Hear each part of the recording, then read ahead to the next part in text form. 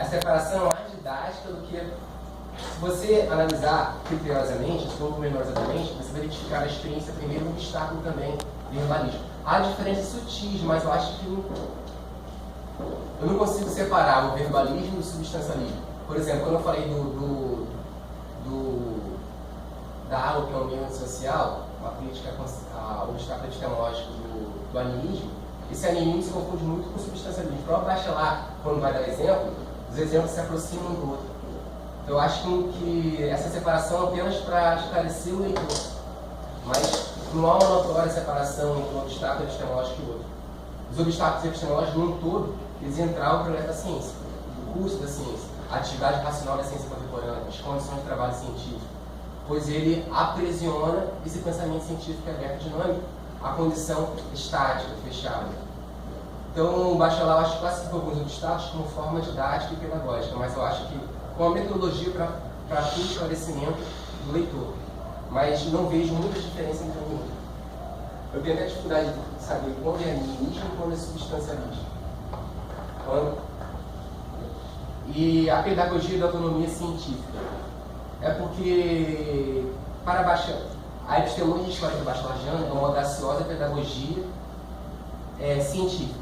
Se o espírito científico é essencialmente saber retificar, e esse espírito científico, na resposta à quinta, não é um sujeito particular, e sim uma comunhão de espíritos que são matriculados na escola, essa filosofia epistemológica do não, essa pedagogia científica é uma pedagogia da autonomia, que vai libertar esse indivíduo, membro de uma comunidade técnica e científica, dos laços que o prendem à mera passividade. Essa pedagogia de autonomia científica é que cada um dos alunos possa transformar num operador de ato epistemológico. Possam ser novos bachelardianos, possa negar o próprio Bachelard. Porque o Bachelard não terá sucesso se a própria teoria dele não for questionada. Ele próprio se coloca no banco dos réus. Com relação à história deste contínuo e contínuo da ciência, temos que explorar algumas características fundamentais da história da ciência, esgoadora, normativa e recorrente. Por que a história da ciência ela é recorrente? Bachelard vê, aí para também falar da pedagogia científica, ele vê na recorrência, ele vê uma necessidade educativa de identificar, a partir do presente, quais são os fatos científicos que serão sancionados ou não. Então ele vai iluminar, a partir do presente, o passado. Aqueles conhecimentos científicos que devem ser destruídos fazerão parte da história perenida, que ele fala. Aqueles que o juiz, ao declarar a sentença, que é o cientista que julga, dizer que atende às condições de trabalho científico, é um conceito científico atualizado, através da normatização, através de critérios de valores, da adoção de valores racionais refletidos, eles serão sancionados e eles passarão a integrar os vocábulos técnicos e científicos da história da ciência atual. Com relação à extância. A extância, quando eu falo de topologia filosófica, coloco o racionalismo aplicado e o materialismo técnico no centro dessa topologia filosófica, de certa forma, já o diálogo entre o racionalismo aplicado e o materialismo técnico, que é um racionalismo ativo, que é um racionalismo que produz conhecimento, já se vê através desse diálogo entre a experiência e a teoria, entre a empiria e a razão, uma espécie de abertura racional. A extância é esse movimento indutivo, esse movimento interno da própria razão que promove uma abertura racional. Porque para Bachelard, o próprio Bachelard coloca, e foi citado pela Marie Boucron, no início do livro Racionalismo aplicado à ciência contemporânea, uma análise epistemológica de Gaston Bachelard, quando ela fala que as leis do empirismo não bastam, tem que ser claras, coordenadas e dedutivas, mas também o racionalismo aplicado, o racionalismo discursivo tem que ser aplicado, pois a epistemologia histórica, discursiva e experimental, essa cooperação recíproca entre essas duas. Nessa cooperação recíproca surge uma filosofia que é bipolar. Então, a bipolaridade epistemológica, conforme eu escrevi no último capítulo. Então, essa bipolaridade epistemológica, diferentemente de ser um transtorno mental do espírito científico, é que faz com que o espírito científico se mantenha saudável. Então é esse movimento de vai e vem, do a priori a posteriori, essa abertura racional E essa bipolaridade epistemológica ela é nutrida por uma extância, por essa dialética. Na verdade, é até difícil distinguir razão dialética de extância. Razão dialética, extância, bijeção. Que existe na matemática a função jetura sobre jetura. Mais uma vez, ele pega um termo da matemática e coloca no elaborado do seu corpo teórico. Tá? A bijeção racional é justamente esse vínculo da experiência e da razão. Pois para ele, o real é sempre o real científico. O real está sempre associado a uma racionalidade científica. Não se parte do real, o real é o final. Quanto mais retificado, mais real. O conhecimento máximo da realidade está no final, não no início. Né? A questão da síntese transformante é uma mera combinação dessa dialética teórica experimental, dessa dialética de variáveis experimentais, da cooperação recíproca entre essas duas entidades. Porque o realismo vai priorizar um aspecto, o idealismo outro. O Bachelard, ele quer fazer comunicação entre esses dois aspectos considerados mutuamente exclusivos por Nietzsche. Daí que surgem as correntes filosóficas tradicionais, e daí que surge a negação. Não aristotélico, não euclidiano, não husserliano, não realismo, não idealismo, não formalismo, não convencionalismo. Porque um vai valorizar um aspecto em detrimento do outro. Essa síntese transformante é uma síntese que promove uma transformação, uma operação a partir desse movimento da própria dialética e dessa extância, essa leitura racional. Essa síntese transformante é uma síntese que promove uma brusca mutação, uma reforma, uma mudança. Então eu não consigo muito bem distinguir bijeção racional de extância e razão dialética. Eu acho que elas fazem parte da mesma, exigir um conhecimento mais aprofundado, uma pesquisa mais sólida para poder distinguir melhor a extância, razão dialética e bijeção racional. Porque eu não sei exatamente onde começa e onde termina. Eu acho que faz parte do mesmo processo. Como um movimento interno da razão desse movimento. Bijeição, como a passagem da bijeição para o monônimo. Isso aí talvez pode ter sido um erro gramatical, porque assim, quando eu falo assim, a bipolaridade. Na página 18. Eu marquei aqui, olha só, foi na. A expansão binomial do racionalismo aplicado ao marxismo técnico resulta em monômios. A gente sabe, né, aquela expressão do Newton de expansão binomial, que é a expansão de monômios. O que quer dizer que o racionalismo aplicado ao marxismo técnico é que fomentam essa cultura de descobertas e permite que a física, a química, a matemática, enquanto monômios, possam se desenvolver. Eu quero dizer que tanto os monômios, matemática, física e química, elas são preenchidas por esse raciocínio aplicado e materialismo técnico. Então, através dessa expansão binomial, se formarão novos monômios. Então, assim, matemática, x mais a elevado a n. Tem uma equação que eu quero isso. E tem a formulação de monômios. O n igual a 2, grau igual a 3, igual a 4, vão se formando monômios. Então, a especialização da ciência, que é uma das características da epistemologia de Bachelard, é a notória especialização. Né? Então, essa especialização da ciência só é possível a partir do desenvolvimento de monômios. Mas quem está dentro desse parênteses que é elevado a n? É o próprio raciocínio aplicado e o materialismo técnico. Então, é uma expansão binomial. Os dois binômios, raciocínio aplicado e materialismo técnico, que, através de um desenvolvimento, se formam a matemática, a física, a química.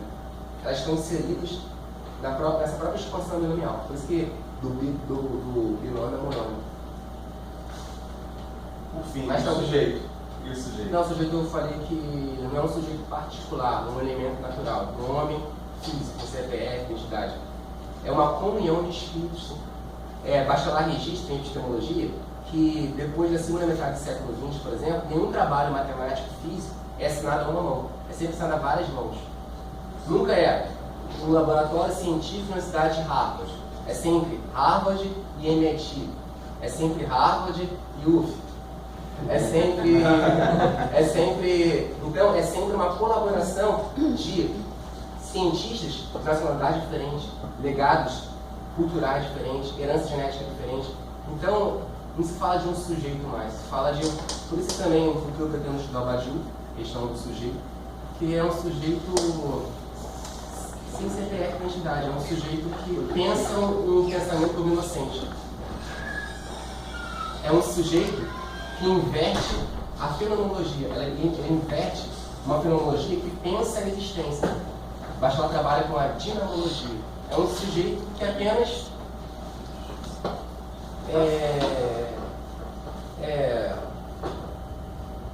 essa distância passa por ele. É um sujeito que nem tem consciência, talvez, tá tudo. Por isso que a ciência precisa de consciência. Não no sentido de consciência, entendeu? É uma ciência, assim, consciência, por exemplo, desses estados. É um sujeito não personalizado. É um sujeito enquanto comunhão do espírito científico, enquanto coletividade, enquanto colegiado. Ok. Tá bom. Então agora a gente passa a palavra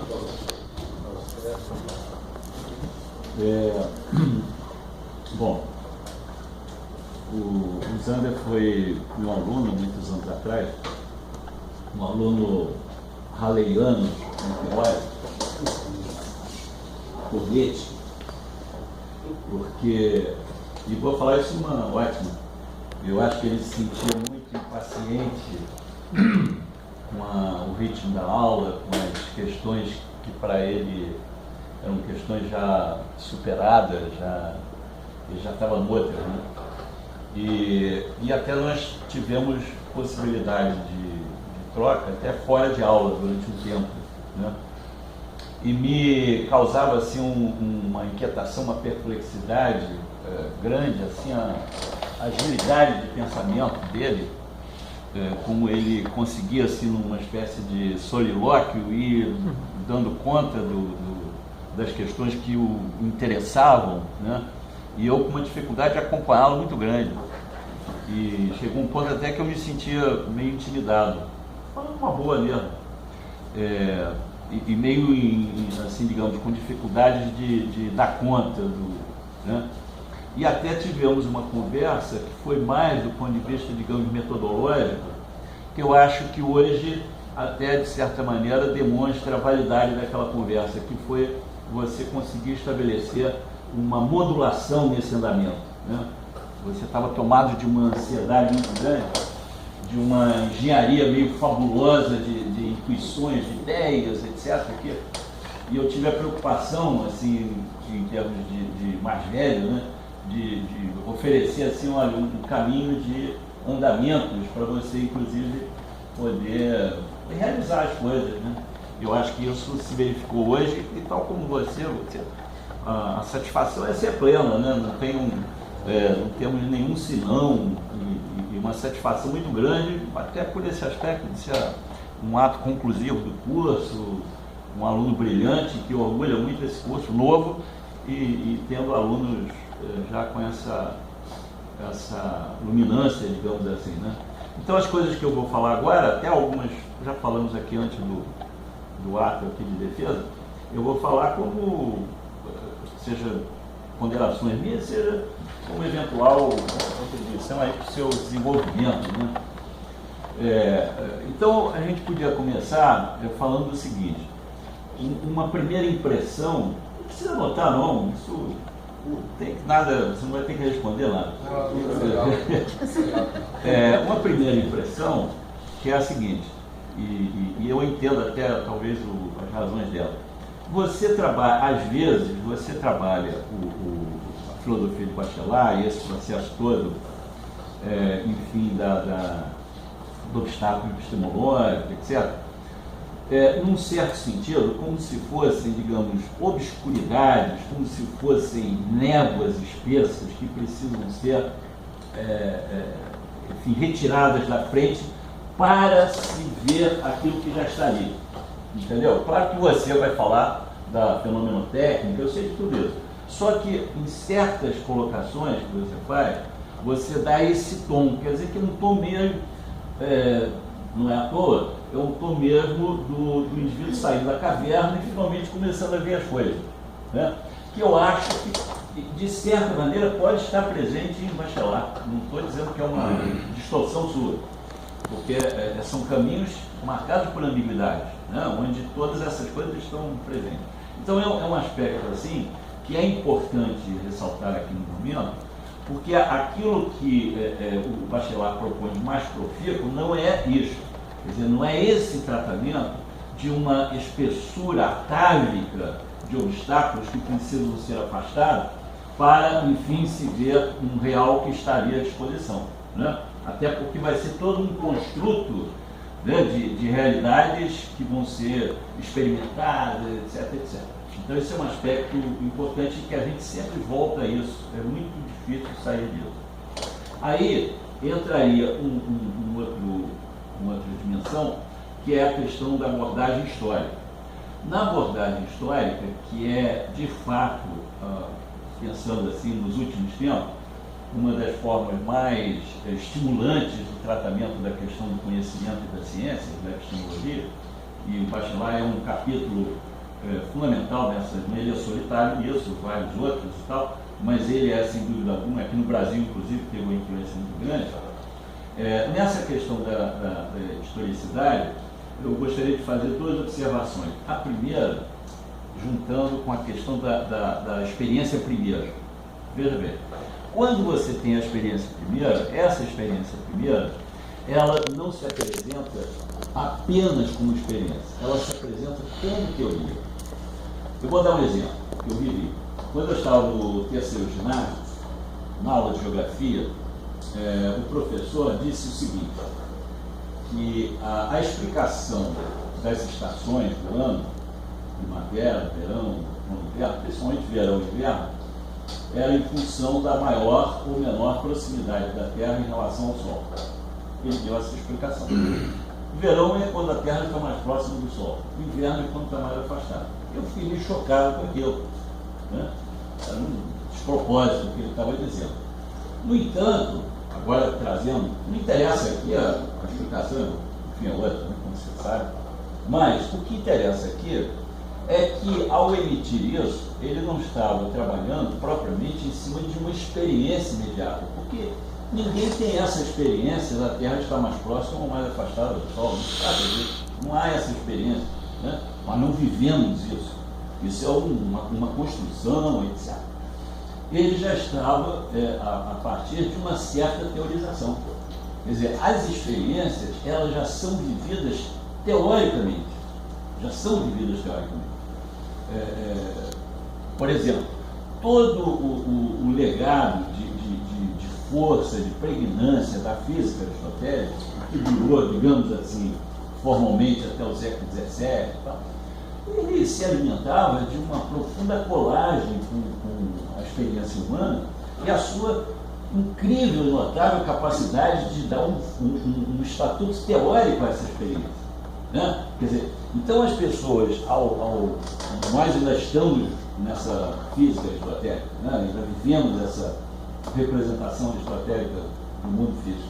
Nós nos nutrimos disso não por respeito a Aristóteles, mas porque parece que o Aristóteles foi capaz de teorizar aquilo que nós experimentamos. E continuaremos a experimentar. Veja bem, a ciência, ela não desfaz essa experiência. Eu continuo hoje vendo o Sol se mover. A minha experiência continua sendo essa. Eu não experimento a Terra se movendo. Eu experimento o Sol se movendo. Então, não se trata de desfazer a experiência, percebe? Quer dizer, esse movimento da ciência não é um movimento de desfazer essa experiência primeiro, é de construir outras experiências, percebe? De construir outras experiências que vão gerar outras formas de teorização, de percepção, e que não significam, vamos dizer assim, escolarmente ou normativamente, um desvalidamento automático daquilo. Não é isso, né? Veja, por exemplo, você citou, e eu estou falando isso por questão de cuidados de encaminhamento do pensamento. Você, a partir dessas questões que eu falei, você, por exemplo, num certo momento, você fala da mecânica newtoniana como uma espécie de um capítulo encerrado, né? E não se trata aqui de Você até fez a homenagem ao Newton, né? A maior obra da ciência, que não trata de respeito nenhum. Mas veja bem, quando você toma os princípios e leia os códigos dos princípios, leia os escolhas do princípio, que é o que Newton escreve no final. Leia o que ele escreve na conclusão da ótica. Ele está ali pondo praticamente as pistas todas da ciência que vem a seguir. Percebe? Mas por que isso? Porque ele é genial? Sim, ele é genial. Uma dúvida nenhuma. Mas ele não é genial simplesmente como um cara que vê além. Não é por isso. É porque daquilo que ele desenvolveu, ele mesmo foi capaz de perceber as aporias, foi capaz de perceber o que ficou inconsistente, o que ficou não respondido, o que poderá ser perguntado. Né? Quer dizer, então, veja como a ciência caminha. Quando Lavoisier desenvolve a teoria dele, você tinha teorias consistentes. Você não tinha impressões primeiro, você tinha o calórico, você tinha o flogisto, que eram teorias consistentes. Teorias bem elaboradas. Então, o Lavoisier não chegou e disse assim, olha, vocês não entenderam nada, vocês não viram como é que funciona uma reação química, o que é o oxigênio. Não foi isso. Ele foi produzir um outro campo de experiências, onde nessas experiências foi possível surgirem apreensões, inclusive que foram dar a essa coisa genial, essa arquitetura incrível do Mendeleev. Percebe? Então, você tem, vamos dizer assim, um andamento, até uma observação que eu fiz naquela hora, e que reportando agora aquela árvore que você fez, aquelas coordenadas cartesianas, com as aproximações, né, que você tem as epistemologias, o empirismo mais aqui, etc. E que você falou assim, bom, mas quando eu dobro a página, né, aí eu te procurei fazer a experiência de, em vez de dobrar dessa forma, você dobrar a feição weberiana, a fita de meios. Você vai ter um outro efeito. Você vai ter um efeito de interconexão e interrelação, que é o que o Einstein fala, inclusive, que eu, não nas palavras dele, que eu chamo de um oportunismo epistemológico. Quer dizer, de você não estar rendido, aprisionado a uma escola de pensamento epistemológico, mas você, no espírito bachelariano mesmo, você atuar de acordo com os recursos, né, de invenção, de inovação, de crítica, etc. Que é o campo promissor.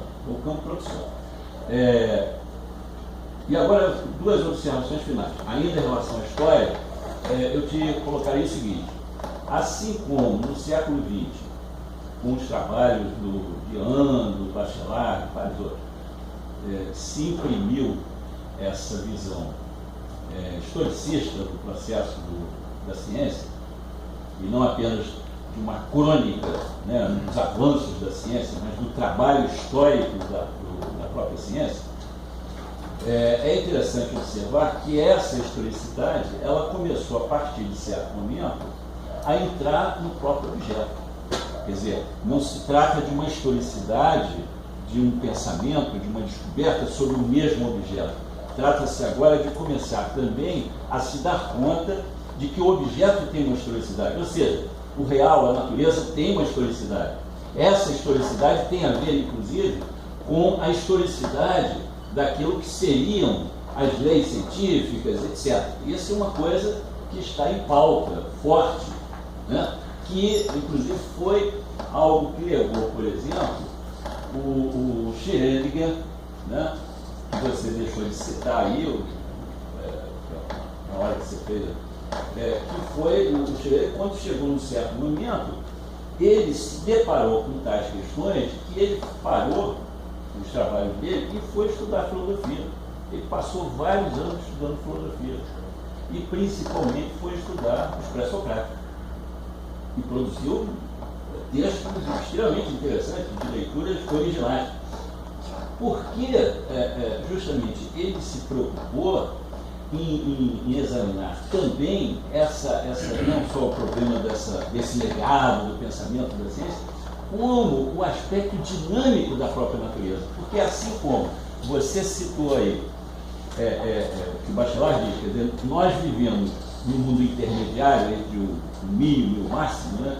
E a ciência nos revela, inclusive, essa fobosidade do mínimo, do mundo microscópico, do mundo macroscópico, que escapam à minha escala de intuição, etc. Da mesma forma, a temporalidade. Nós vivemos uma temporalidade limitada. Eu tenho a memória de que eu tenho 60 anos de vida, 70 anos de vida, do que viveu meu pai, do que eu posso falar do Abraão. São coisas de uma limitação incrível dentro da escala do tempo. A ciência, quando nasceu no século XVII, a escala de tempo era modesta. As pessoas eram descendentes de Noé. Noé era um antepassado próximo.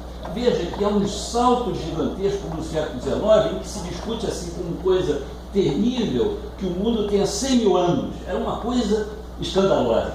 Tão escandalosa quanto tinha sido com Copérnico o mundo não ser doméstico, não ser próximo. As distâncias das estrelas têm que ser, para a época, incalculáveis. Isso é um aspecto a ser levantado na questão da historicidade. Percebe? Isso tem um efeito imediato na turbulência do pensamento e depois na gestação, enfim. Então eu acho, Rosana, que você, agora fechando, você fez uma maneira de aproximação aqui, de uma exaltação meio testemunhal religiosa do Bachelard, né?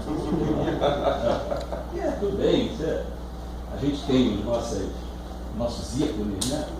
Mas eu te digo o seguinte, eu acho que você tem todo um caminho muito interessante a trilhar aí, e que não é um caminho estritamente de um aprofundamento, de um aperfeiçoamento da compreensão da obra do Bachelard, mas de pegar o que ele tem de interessante, que é o diálogo com a ciência. Entendeu?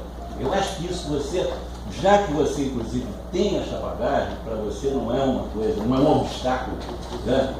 Eu acho que você tem que entrar nessa relação, você explorar isso daqui para diante, você ir estudar isso, você ir para esses ambientes. Percebe? Senão você vai ficar meio desbocado, porque esse papel do filósofo solitário, que foi Bachelard, falando de uma ciência, esse é um papel que hoje já fica mais difícil. As redes, a complexidade, essa não subjetividade identificável, já são muito densas e você precisa criar novos meios. Você tem que tomar banho de outras coisas, inclusive talvez fora daqui. Entendeu? É o que eu te recomendo. Então, agradecendo essa participação. Excelente comentários, críticos. A gente precisa poder estudar mais também. Depois me conta, porque eu falei isso e não sei qual é o certo. Eu tenho que entender melhor a questão de experiência primeira e experiência. Porque ele fala assim, o pluralismo coletivo moderno e na experiência do espaço na contemporânea. Os valores de certeza estão mais ligados à localização experimental. Você já até pode conversar, só para esclarecer uma coisa. Eu estava me referindo mais à forma como você narrou a experiência pedagógica. Entendeu? Não era aí no caso são dois momentos diferentes, né? A pedagogia, o ensino da ciência tem relação com e o trabalho científico, provavelmente. Você deu uma certa caricatura do professor chegando em aula, entendeu? Não, eu ia falar assim, o pluralismo coerente da física moderna e a experiência do espaço na física contemporânea, ele fala que os valores de certeza estão mais ligados à preparação experimental do que aos resultados da experiência. Então, nessa preparação experimental é um momento da teoria. Mas eu entendi o que o senhor quis dizer em relação sim, bem que aí você tem que também tomar um certo cuidado para não reduzir isso a um procedimento operacionalista, entendeu? Porque você tem um reencontro desse real, quer dizer, o real que está no final é um real da ciência, mas que tem que ter um encontro com um outro real. Isso é um problema que continua existindo. Você pode pegar o Deutsch, por exemplo, um cientista contemporâneo que trabalha com isso de uma forma muito interessante. Mas agora eu vou pensar melhor. Obrigado por respostas. Obrigado a você. Agradeço também ao Guilherme. Foi uma satisfação e ao orientador também, que abriu espaço e Não, mas você acolher, você dar asa. Não, assim, realmente, o Dr. Serra foi o meu primeiro contato assim, com a epistemologia na UF, não só como professor, mas também me orientou novas pesquisas. Eu até, Janderson, aí com o teu apoio, eu gostaria até de fazer um comentário aqui, ó, que não tem a ver com o seu trabalho, mas com o seu trabalho estimuloso. Eu acho que até falando para os colegas que vão ficar aqui, eu saio no final do ano, né? Essa área de epistemologia, ela precisa ser bem cuidada. Ela não pode ser reabsorvida num tradicionalismo de abordagem. O fato, os meus alunos sabem que eu falo isso com frequência, o fato de nós estarmos numa universidade como é a UF, é uma oportunidade de interação com outras áreas de conhecimento, com as ciências humanas, ciências exatas, etc. E nós não podemos perder isso. Há um risco de se perder isso. Há um risco de se perder isso e acabar dando um cunho um tanto tradicionalista à abordagem da epistemologia. E ela merece, eu até acho, por exemplo, que num futuro concurso tem que se ter uma qualificação mais rica do candidato. Entendeu? Acho que tem que ser alguém que venha com uma trajetória também de investigação científica, entendeu? Com uma experiência em alguma área das ciências e tal, porque isso é fundamental para os alunos. Senão nós vamos criar uma redoma e as pessoas, quando forem dar aula no colégio, por exemplo, aqueles que forem conviver lá com os colegas de biologia, de matemática, de língua portuguesa, vão estar falando ontologias desusadas, entendeu? Eu estou falando isso para pessoas que eu sei que entendem o que eu estou falando. Eu faço muito falar disso também. Acho que esse curso poderia crescer muito, né, se a gente tivesse a participação, essa interação, né, com história da matemática, história da ciência, da biologia, que avança muito, né, mas talvez seja uma das nossas tarefas, inclusive, sim, claro, conseguir traduzir isso, assimilar e poder, né, filosofar instruído, né, da escola de ciências, né. Essa é uma ideia do bacharelado que a gente não pode abrir mão com esse risco, né, de ficar com uma razão esclerosada, né, um descompasso com os alunos mesmo, né, eles vão estar na nossa frente, né, se a gente ficar... A gente está falando das coisas que estão com o celular. Exatamente. É porque a gente hesita, mas a escola da ciência não hesita. Isso mesmo. Eu agradeço também ao Torinho, que me ensinou muito sobre o Russell, o Bergs, as pesquisas, a monitoria, os trabalhos acadêmicos também. Parabéns.